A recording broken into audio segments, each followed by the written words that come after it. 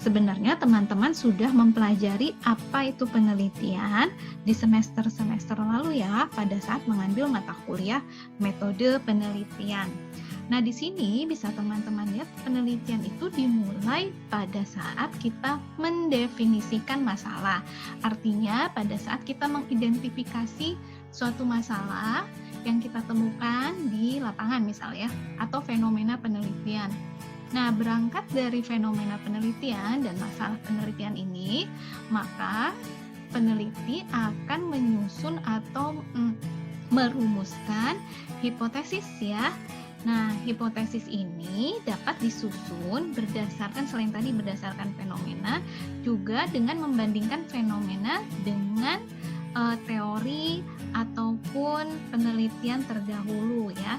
Setelah merumuskan hipotesis, maka kita bisa melakukan pengumpulan data ya.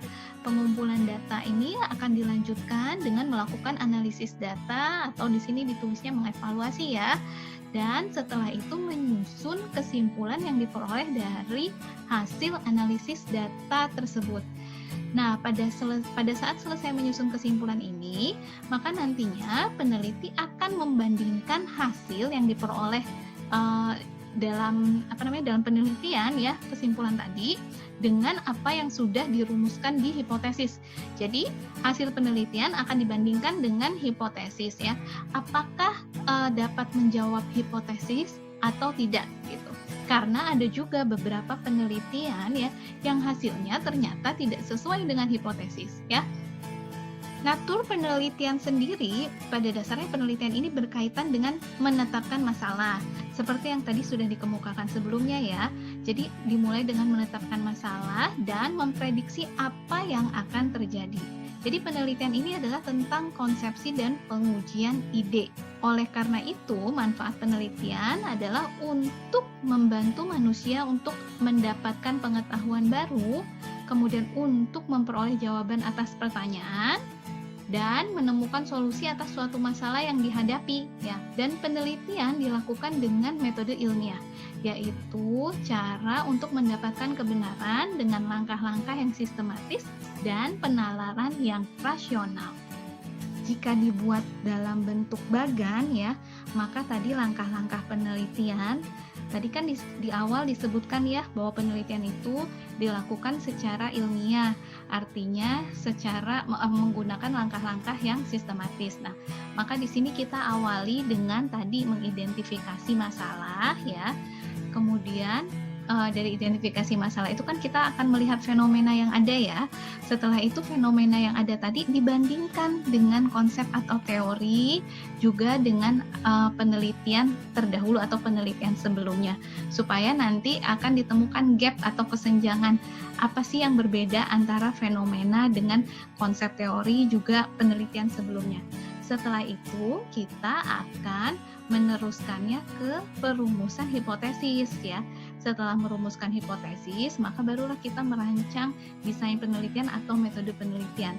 Dilanjutkan dengan pengumpulan data, dilanjutkan dengan analisis data dan uji hipotesis jika ada ya.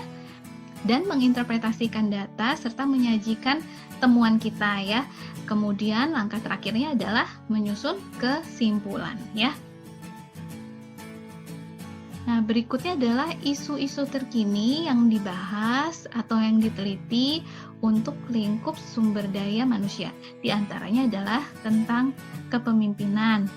Kemudian ada lagi tentang organizational perspective ya, politik organisasi, serikat kerja, terus ini tentang K3 ya, talent management. Kemudian ada praktek HR ya, praktek sumber daya manusia. Di antaranya ada misalnya ini fleksibilitas kerja ya. Kemudian keperilakuan juga bisa termasuk di sini ya. Dan juga ada lagi nih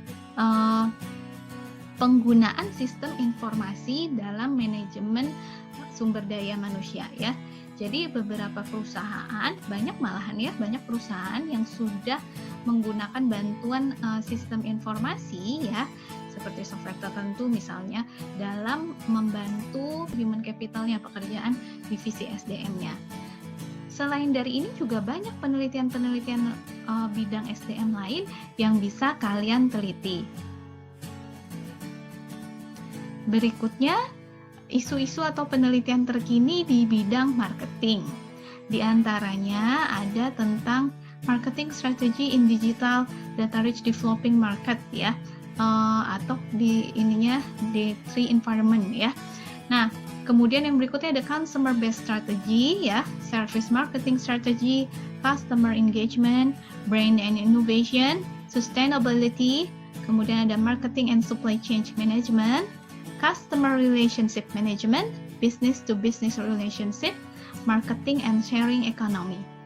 Nah, dari tadi ya, 2 slide yang terakhir ini, apakah kita harus meneliti bidang-bidang ini? Tentu saja tidak harus ya.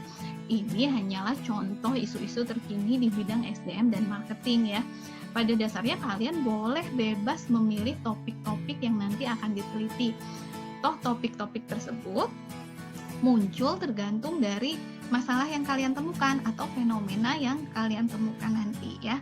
Demikian gambaran umum dari metode penelitian khususnya bidang manajemen ya.